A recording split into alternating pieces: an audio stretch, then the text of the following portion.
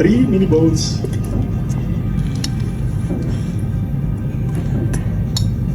Best day ever. Welcome back mga kaaltab. Ito na naman po ang inyong lingkod, si Mr. Destiny, at magbibigay po tayo ng pinakamainit na update po ngayon sa social media mga kaaltab. Ito yung pinaka-latest na kung saan pag-uusapan na naman po natin sina Maine Polkerson at Richard Polkerson. Kaya nga sabi ko sa inyo mga kaaltab, dito lang po kayo sa channel ni Mr. Destiny, 101% updated po kayo. Di po ba? Ano man po yung kumbaga mapanood ninyo, mabasa ninyo pag nandito kayo sa channel ni Mr. Destiny, 101%. Po ba? Yan naman yung kagandahan nyo po sa channel ni Mr. Destiny. Ako naman po mga kaaltab, pagdating sa mga bagay-bagay na kumbaga sinasabi ko, pinapaliwanag ko, 101% updated po tayo, di po ba? Taliwas po sa mga sinasabi at pahayag po ng iba.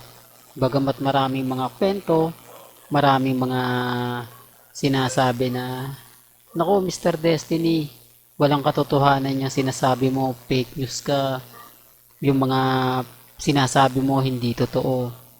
Wala naman pong problema yon mga kaaldab. Kasi, gaya nga po ng sinasabi ko mga kaaldab, may mga bagay-bagay na kumbaga talaga namang mapapaisip ka, o ba? Mapapaisip ka kung ano na nga po ba talaga yung nangyayari, ano na nga po ba yung nagaganap, di po ba? Sa dami kasi ng mga bali-balita ngayon sa social media, sa dami kasi ng mga kumbaga ina-update nila, hindi mo na alam kung sino yung paniniwalaan mo. Hindi mo na alam kung kanino ka nga po ba sisimpatya, di po ba? Yan ang isa sa kagandahan nyo kay Mr. Destiny. 101% updated po tayo. 101% lahat ng mga nagaganap at nangyayari ay hindi po tayo kumbaga nahuhuli. Di po ba? Remind ko lang, hindi ko po pinopromote ang pelikula ni na Alden at ni Catherine. Marami kasi nagsasabi sa akin yan, ano ko, pinopromote mo lang eh. Di po. May kanya-kanya po tayong opinyon at paniniwala. Nire-respeto ko po yon at ginagalang. Kumbaga, kayo na po bahala magkomento, kayo na po bahala mag-react kung panonoorin nyo po ba o hindi. Di po ba? Update lang naman ang binabato ko. Kaya nga sabi ko sa inyo, umabot ng 31 million. Di po ba? Ilang araw lang. O, promotion na po ba yon? Di po ba? Hindi ko nga po pinopromote o kumbaga yung mga ganung bagay po mga kaaldab, normal lang pag sinasabi ng mga vlogger yan, normal lang para sabihin ko po sa inyo, para i-update ko po sa inyo na iba po talaga kapag ka Alden Richards, talagang gamit na gamit po si Richard Polkerson.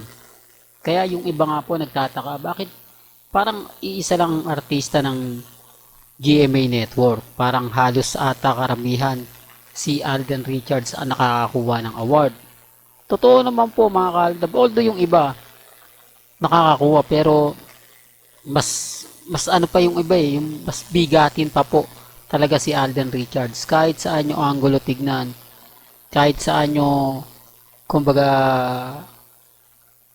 tignan, makikita at makikita nyo pa rin po talaga ang pangalan ni Richard Polkerson. Kaya nga po maraming mga kapwa niya artista sa loob ng mismo sa loob ng GMA Kapuso ang naiinggit sa kanya. Dahil napakarami na pong veterano pero hindi po nila nagawa yung mga achievement na kumbaga nakamit ni Alden Richards. Po ba? Kaya nga po malaking inggit nila sa Aldab eh.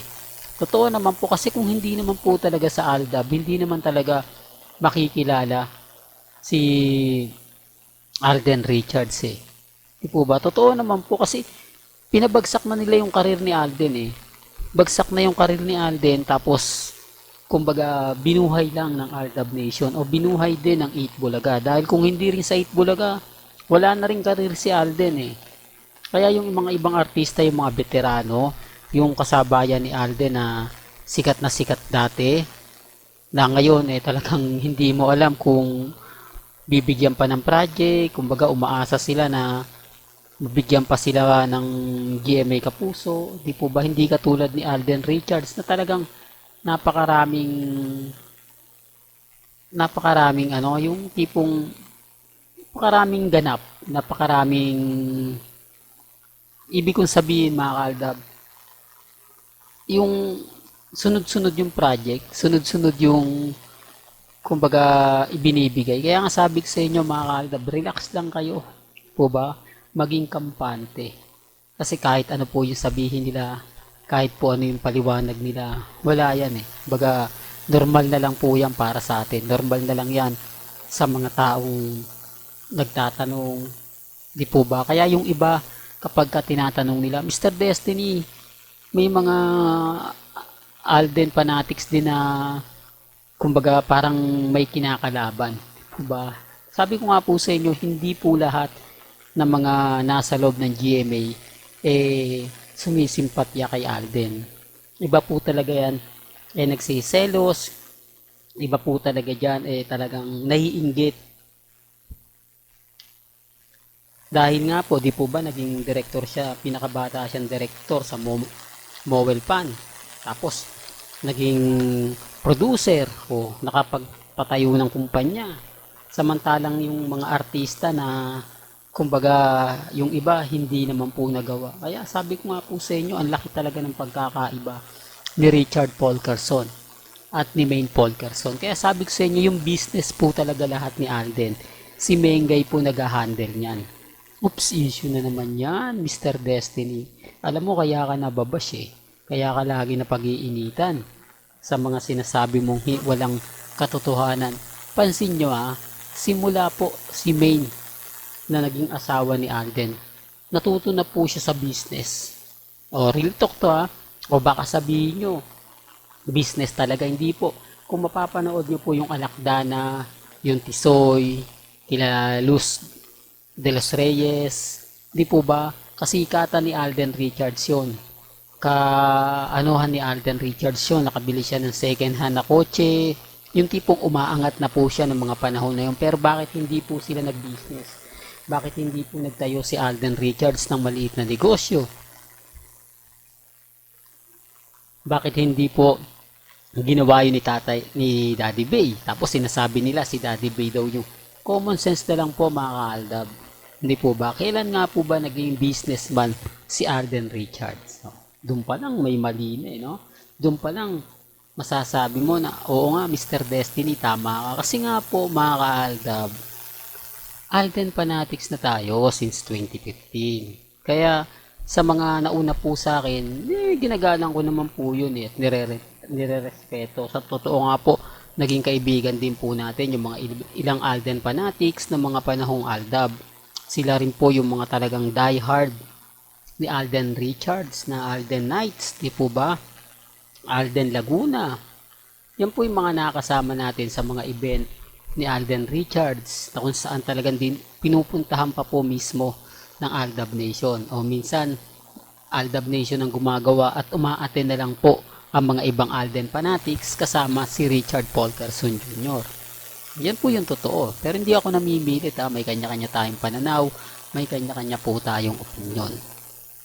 Well, hanggang dito na lang po ang ating latest updates. Kaya kung gusto nyo pa po ng pinaka-latest at sariwang update, abay tumutok lang po kayo dito po sa channel ni Mr. Destiny para updated po kayo sa mga latest at sa mga bagong video po na ilalabas po natin maya-maya lang.